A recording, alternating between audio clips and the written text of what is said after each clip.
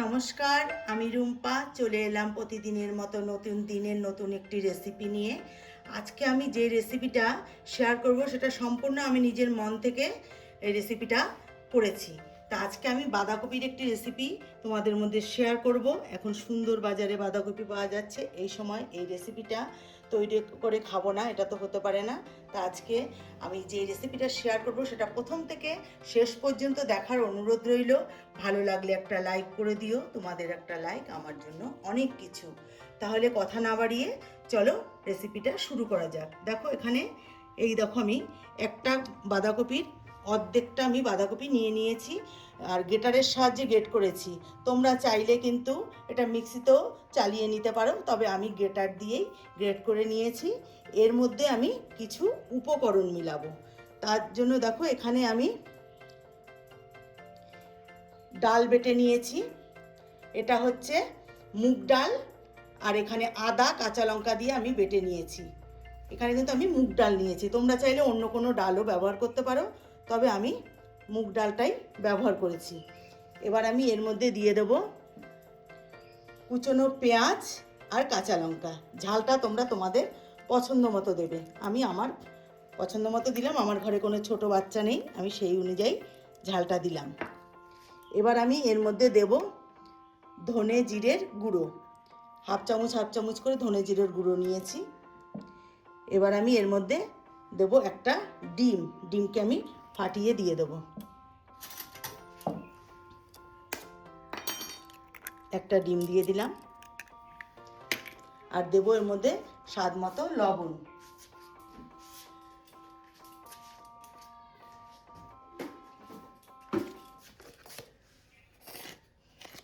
দিয়ে দিলাম স্বাদ মতো লবণ, আর দেব একটু হলুদ গুঁড়ো।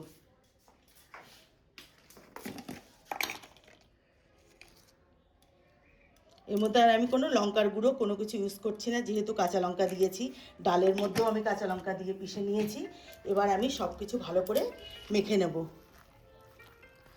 আমি কিন্তু বাঁধাকপিটা গ্রেট করার সময় কিন্তু বাঁধাকপি থেকে যথেষ্ট পরিমাণে জল ছেড়েছিল, সেই জলটা আমি চিপে ফেলে দিয়েছি। দেখো মিশ্রণটা আমি একদম তৈরি করে নিয়েছি। তোমরা যদি মনে করো একটু নরম হয়ে যায় তোমাদের, তাহলে কিন্তু এখানে একটু বেসন ব্যবহার করতে পারো, কারণ যেহেতু ডাল বাটা দেওয়া আছে এখানে বেসনটা ব্যবহার করা যেতেই পারে। আর এখানে কিন্তু কোনো রকম চালের গুঁড়ো বা ময়দা দেওয়া যাবে না। আর আমি এর মধ্যে ডিমটা দিয়েছি, যার ফলে এটা কিন্তু খুবই সফট তৈরি হবে। এবার আমি চলে যাব গ্যাসের কাছে এটাকে ভাজার জন্য। দেখো গ্যাস ধরিয়ে আমি কড়াই বসিয়ে কড়াই গরম করে তার মধ্যে সাদা তেল দিয়ে দিয়েছি। তেলটাও কিন্তু গরম হয়ে গেছে, আর গ্যাসের ফ্লেমকে একদমই লোতে রেখে আমি এই ব্যাটারটা এই তেলের মধ্যে দিয়ে দেবো। তোমরা চাইলে কিন্তু আলাদাভাবে ভাপিয়েও নিতে পারো, তবে ভাপাতে গেলে কিন্তু আবারও এটাকে ভাজতে হবে, যার জন্য একবারেই আমি এটাকে ভেজে নিচ্ছি। এবার আমি খুন্তি দিয়ে ছড়িয়ে দেবো। এইভাবে ছড়িয়ে দিয়ে তারপরে ঢাকনা দিয়ে ঢেকে আমি একটু ঢাকনা দিয়ে ঢাকলে কি হবে, ওপরটা একটু শক্ত হয়ে যাবে, তাতে করে আমি এটাকে যখন পিস পিস করে কাটতে আমার সুবিধা হবে। এটা স্টিম হয়ে যাবে ওপর থেকেও। এবার আমি এইভাবে পুরো চারিদিকটা সমান করে দেবো।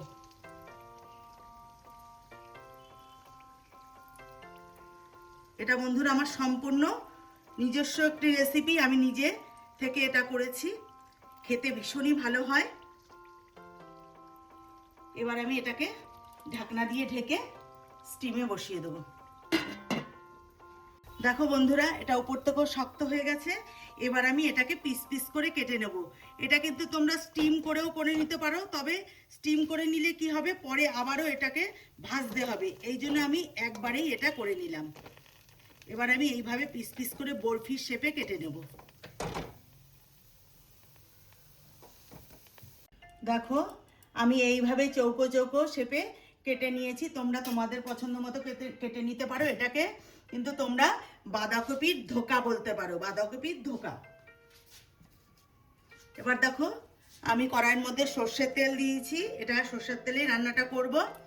তেল কিন্তু আমার গরম হয়ে গেছে, আমি এর মধ্যে দিয়ে দিচ্ছি দুটো শুকনো লঙ্কা আর একটা তেজপাতাকে দু অর্ধেক করে দিয়ে দিচ্ছি। দিয়ে দিলাম একটা তেজপাতা। এবার ফোড়নের জন্য দিয়ে দেবো একটু গোটা জিরে। এর মধ্যে দিয়ে দিলাম একটু গোটা জিরে। এবার আমি এর মধ্যে দিয়ে দেবো কেটে রাখা আলু। আলুটা তোমরা চাইলে দিতেও পারো, নাও দিতে পারো। একটু হলুদ গুঁড়ো দিয়ে দিলাম, নাহলে তেলটা গায়ে ছিটে আসবে। এবার আমি দিয়ে দিচ্ছি কেটে রাখা আলু।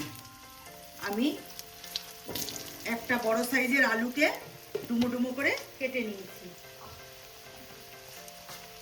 এবার আমি তেলের পরে আলুটাকে একটু ভেজে নেবো। দেবো এর মধ্যে একটু লবণ। একটু লবণ দিয়ে দিলাম। এবার আলুটাকে একটু ফোড়নের সাথে একটু ভেজে নেব। আলুটা কিন্তু ভাজা হয়ে গেছে। আলু আর আমি তুলে নেব না। এর মধ্যে দিয়ে দিচ্ছি সামান্য একটু পেঁয়াজ কুচি। এটা তোমরা নিরামিষভাবেও করতে পারো। নিরামিষভাবে করলে কিন্তু ওই মিশ্রণের মধ্যে ডিমটা দেওয়া যাবে না, আর জিরে আদা বাটা দিয়ে করতে হবে। এখানে আমি অল্প করে পেঁয়াজ কুচি দিলাম। এবার আমি এর মধ্যে দিয়ে দেবো কেটে রাখা টমেটো। এখানে একটা আমি ছোট সাইজের টমেটো নিয়েছি, সেটা দিয়ে দিলাম। এবার আমি এর মধ্যে কিছু মশলা দেব। এখানে দেখো জিরে আদা বেটে নিয়েছি একসাথে করে। এখানে জিরে আদা বাটা দিয়ে দিচ্ছি। আর দেবো একটু ধনে গুঁড়ো। যেহেতু গোটা জিরে বেটে নিয়েছি, ধনের গুঁড়ো দিচ্ছি। 1 চামচের মতো ধনে গুঁড়ো দিয়ে দিলাম। এবার দেব হলুদ গুঁড়ো। এখানে আমি কোনো রকম শুকনো লঙ্কার গুঁড়ো ইউজ করছি না, কাঁচা লঙ্কা দিয়ে, পাকা যে কাঁচা লঙ্কা আছে সেটাই আমি জিরে আদার সঙ্গে বেটে নিয়েছিলাম। দিয়ে দিলাম হলুদ গুঁড়ো। আমি আবারও বলছি, আমি কিন্তু মুগ ডাল দিয়ে করছি, তোমরা যে কোনো ডাল দিয়েই করতে পারো।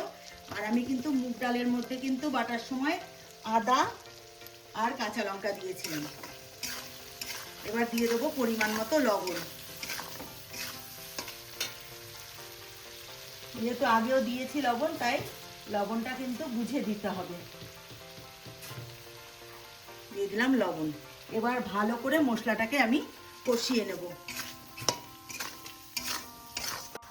দেখো বন্ধুরা, মশলা কিন্তু আমার কষানো হয়ে গেছে। আমি কিন্তু একটা কথা বলতে ভুলে গেছি, আমি যে জিরে আদাটা বেটেছিলাম তার সঙ্গে কিন্তু 4-5 কোয়া রসুনও আমি একসাথে করে পিষে নিয়েছিলাম।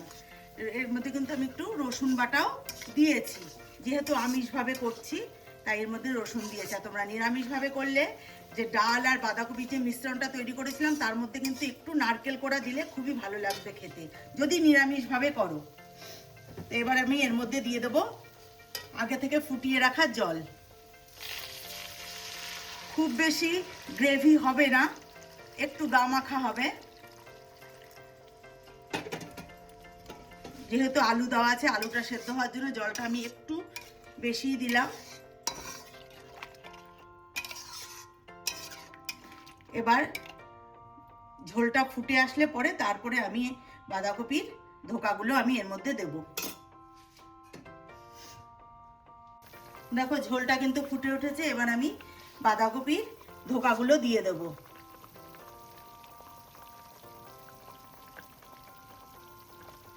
এই যে ঝোলটা, এটা কিন্তু এই ধোকাগুলো কিন্তু টেনে নেবে, এতটা ঝোলও থাকবে না। এটা একদম সম্পূর্ণ গা মাখা মাখা হবে, তবেই কিন্তু ভালো লাগবে। আমি যেভাবে তৈরি করলাম, তোমরা বন্ধুরা অবশ্যই বাড়িতে একবার এইভাবে তৈরি করে খেয়ে দেখবে। এটা রুটি, গরম ভাত, পোলাও সব কিছুর সঙ্গে খেতে পারবে, দুর্দান্ত লাগবে কিন্তু খেতে। এবার আমি এটা আরও কিছুক্ষণ রান্না করে নেব। তার মধ্যে আলুটাও আমার ভালো মতো সিদ্ধ হয়ে যাবে, আর এই ধোকার মধ্যেও কিন্তু ঝোলটা ভালো মতন ঢুকে যাবে। এবার কিছুক্ষণ ফুটিয়ে নেব। দেখো আমার কিন্তু হয়ে এসছে রেসিপিটা। আর এই যে যতটুকু গ্রেভি আছে এটা কিন্তু ধোকাগুলো টেনে নেবে, এতটাও থাকবে না। এবার আমি এর মধ্যে দিয়ে দিচ্ছি 2-4 দানা চিনি। এটা সম্পূর্ণ অপশনাল, তোমরা চাইলে দেবে, না চাইলে দেবে না। এবার আমি এর মধ্যে দেব একটু ঘি।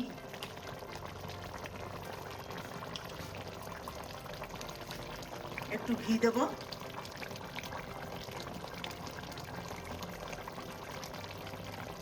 এর মধ্যে তোমরা চাইলে ধনেপাতাও দিতে পারো, কিন্তু আমি ধনেপাতা দেবো না।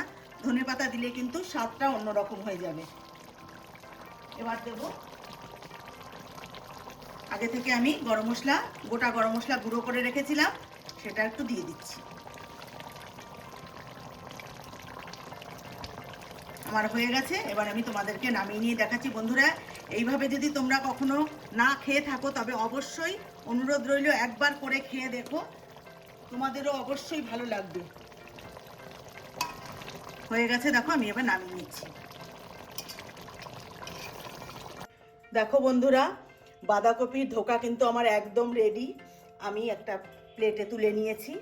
আমি এটা তোমাদেরকে বলতে পারি বন্ধুরা, একবার যাকে এইভাবে বানিয়ে খাওয়াবে সে বারবার তোমার কাছে রিকোয়েস্ট করবে এইভাবে বানিয়ে দেওয়ার জন্য। তা আমি যেভাবে বানালাম তোমরা বাড়িতে অবশ্যই একবার এইভাবে বানিয়ে খেয়ে দেখবে, তোমাদেরও ভালো লাগবে। রুটি, পরোটা, গরম ভাত সব কিছুর সঙ্গে দুর্দান্ত লাগে খেতে, এতটাই টেস্টি। তা আমার চ্যানেলে নতুন বন্ধু হয়ে থাকলে চ্যানেলটিকে সাবস্ক্রাইব করে নেওয়ার অনুরোধ রইল। যারা করেছো তাদেরকে অসংখ্য অসংখ্য ধন্যবাদ। আর যারা ফেসবুক থেকে দেখছো ফলো করে নিও। তাহলে আজকের মতনই বিদায় নিচ্ছি। ভালো থেকো, সুস্থ থেকো, নমস্কার।